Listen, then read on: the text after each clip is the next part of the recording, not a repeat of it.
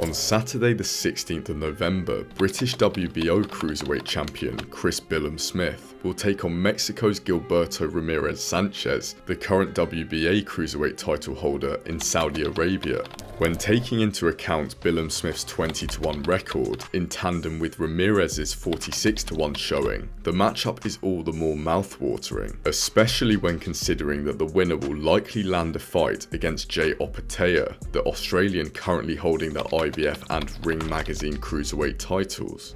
However, not many people are aware of the bitter rivalry that exists between these two nations in boxing terms. With Mexico sitting in second in the number of world champions boxing table and Britain positioned in third, it's inevitable that the fighters from the two nations would frequently find themselves locked in brutal battles. But, more often than not, it seems to be the British boxers who come unstuck against the Mexican brawlers. Ominous signs for Billam-Smith perhaps. Yet in this video, I want to delve into exactly why this is the case, especially when it's so often a highly rated British prospect up against a lesser known, unheralded Mexican. Firstly, it's vital to analyse the history of boxing battles between the two nations. Perhaps the greatest Britain-Mexico ring rivalry came in the 1960s when Vicente Saldivar fought Howard Winston in a trilogy. Saldivar would do a clean sweep, winning the first two on points before Winston's corner threw in the towel in the third. The classical upright British style with a strong jab had faltered against Saldivar's relentless pressure fighting. And the pattern would repeat itself when Liverpool's Alan Rudkin was stopped by Mexican great Ruben Olivares in December 1969. Meanwhile, the 1980s signalled more misery and woe for the Brits, with the Welshman Johnny Owen being defeated by Lupe Pintor in September 1980 before Pat Caldell lost to Salvador Sanchez in December 1981. Johnny Owen would unfortunately lapse into a coma and die after the bout. Rest in peace. Unfortunately, when reviewing these matchups, something becomes very clear. The British fighters primarily relied on jabs and crosses in the early stages while attempting to maintain distance, which garnered a fair level of success. Yet problems arose in the later rounds when the pure intensity and forward approach of the Mexicans caused fatigue amongst the Brits. Instead of fighting on the outside, the British were drawn into a phone booth boxing style slug, meeting the Mexicans at close range. For the majority of Mexican fighters, this is the position they train for, being well accustomed to the take two for one approach. They are characteristically tough and know how to deliver substantial blows in tight spaces, making engaging them dangerous when drawn in close. In fact, Mexicans' resilience level is likely far higher than any other fighters from across the globe. Julio Cesar Chavez literally grew up in an abandoned railroad car, surrounded by 5 sisters and 4 brothers, and this immense level of poverty just isn't really seen in the United Kingdom. Thus, going blow for blow with someone who has faced this level of adversity is only going to awaken a dog, which is almost impossible to be put down. For many, fighting is their ticket to freedom, financial stability, and a happier life. With this on the line, there's no wonder they're so tough. Many in Britain couldn't even fathom the struggle. Sadly, the British boxers in the 90s failed to take heed of their predecessors' previous errors. Andy Holligan challenged Cesar Chavez in December 1993, being subjected to chopping hooks as the Brit tried to force the action. With Holligan closing the distance, he would exchange hits with the Mexican, and yet they seemed to be far less damaging and lacked the same power and snap. The bout was called in the 5th, with the Englishman's face a bloody mess. The lesson here, don't trade with Mexicans, stay on the outside as much as possible. Yet, it would be unfair to claim every British boxer fell into this trap. Bermondsey's Lloyd Honeyghan lost to Mexico's Jorge Vaca in October 1987 after attempting to come in close and being deemed to have headbutted the Central American brawler. But Honeyghan seemed to learn from this ordeal, keeping his distance in the rematch in 1988, darting in and out with effective jabs and crosses, ultimately removing himself from the pocket when necessary. When talking about generalised boxing styles based on a person's origin, You of course get the outliers, those who buck the trend. Mexico has previously gained the upper hand in this rivalry, often in part to fielding exceptional boxers who can alter their game plan when necessary.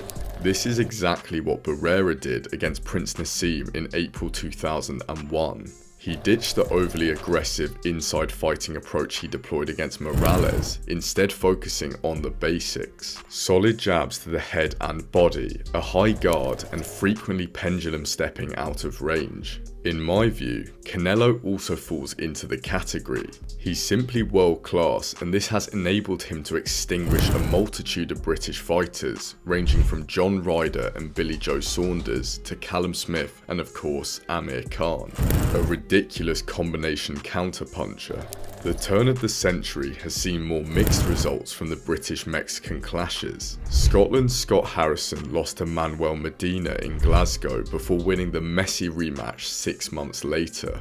Ricky Hatton reached perhaps the summit of his career after beating the legendary Jose Luis Castillo. He actually managed to stand toe-to-toe with a Mexican in the pocket, coming out unscathed and victorious. Since this, Carl Frampton has beaten 5 Mexicans in total. Lee Wood defeated Mauricio Lara fairly easily in their rematch. Josh Taylor bettered both Ramirez and Vasquez. Sonny Edwards overcame both Guarneros and Gallardo. Maxi Hughes blitzed Giovanni Strifon, while Amir Khan sank Molina and Barrera prior to getting knocked out by Canelo. In light of all this, I'd be lying if I claimed British boxers still deemed Mexico as its kryptonite. Yet the vast majority of these Brits seem to understand that standing on the inside and trading is perilous, therefore maintain your distance. A further key reason as to why Mexicans are so destructive in the pocket is the absence of a strong amateur or Olympic boxing program within the country. I've actually made a video on this which will be linked down below. Anyway, amateur bouts tend to be shorter, and boxers primarily seek to outpoint opponents as opposed to actively looking for the knockout. Britain has a strong amateur boxing circuit, and a number of its top fighters have been to the Olympics, including Amir Khan and Anthony Joshua. They are therefore trained largely with the amateur point scoring system in mind: jab, cross and move. Mexicans, however, do not prioritise Olympic boxing and usually turn pro early doors, with Cesar Chavez being just 17 and Canelo being 15. This means that they are trained to be explosive and are shaped to wear their opponents down and develop an intense approach. Ultimately, to garner a name for yourself and sell tickets for your bouts, an exciting explosive style is needed. I actually saw a comment regarding Mexican fans booing if a fight slows or shows a lack of intensity, meaning Mexico's boxers are conditioned and literally pressured to conform. So, if a British boxer who has spent most of their career fighting on the outside suddenly attempts to engage a Mexican in a phone booth boxing scrap, they are likely in unfamiliar territory. Now, Anthony Joshua against Andy Ruiz is an interesting case study. Obviously, Ruiz was born in Imperial, California, but his family is of Mexican origin. At amateur level, he represented Mexico at 2 2008 Beijing Olympic Games qualification tournaments and has consequently refined his style largely in that country. This probably explains why he can be so explosive when fighting on the inside. In the first fight with Anthony Joshua, the Brit was playing it safe, leading with jabs and maintaining a safe distance. He then suddenly cut the distance, launching a cross that narrowly missed before exploding onto the chin of Ruiz with a hook, uppercut, hook combination. Ruiz was left stunned, having been effectively out-Mexicaned, mown down on the inside. But you see, here is where Joshua made a grave error.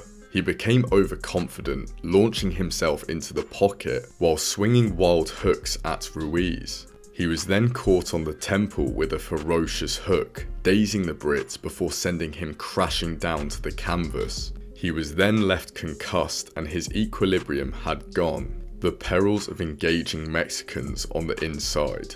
However, in the rematch, Joshua did what all Brits ought to do against Mexican boxers: go back to basics and remain on the outside. He launched damaging 1-2s, jabbed to the body, and used his reach advantage to remain outside the danger zone, eventually securing a victory on points. One thing worth mentioning is the notion that British fighters are mollycoddled and protected. This is certainly the case in terms of fighters rarely being tested in their first 10 to 15 fights, with many fighters facing journeymen, plumbers, and builders on the come up.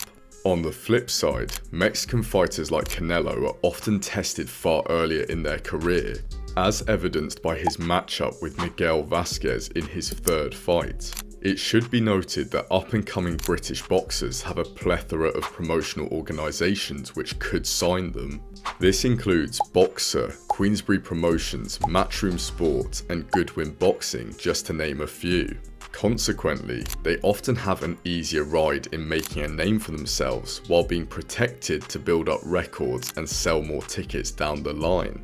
Mexicans often don't have these opportunities available to them, meaning they are forced to drag themselves to the top without the added support, scrapping their way through the domestic gyms and the tough showdowns within the country. This can lead to unheralded, lesser-known Mexicans being battle-hardened when compared to the spoiled Brits. I feel this was somewhat the case in fights like Lee McGregor's loss to Robles and Josh Warrington's loss against Mauricio Lara. But now I want to hear what you guys think. Why is it that many British boxers struggle against lesser-known Mexican adversaries? Have I missed any key factors at play here? Do let me know down in the comments below. Thank you so much for watching, guys. Please consider liking and subscribing to help the channel grow. See you guys in the next one. Cheers.